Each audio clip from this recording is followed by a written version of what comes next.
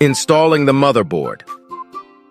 Before operating, you need to prepare tools. 1 plastic strapping, 1 Torx screwdriver, 1 scissors. Put the motherboard into the walking pad. Align the 4 screw holes on motherboard with those on the walking pad. Align the 4 screws with the screw holes and insert them separately. At the same time, use a Torx screwdriver to fix the screw clockwise. Pick up the 3 wire plugs on the right side of the motherboard. Insert the plug connected by the white wire into the socket next to the letter U. Insert the plug connected by the black wire into the socket next to the letter V. Insert the plug connected by the red wire into the socket next to the letter W.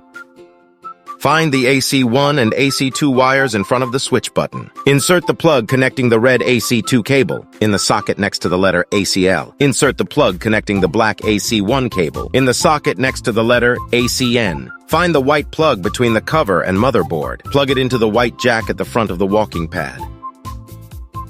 Fold the wires together that you were just used, binding and fixing with plastic strapping.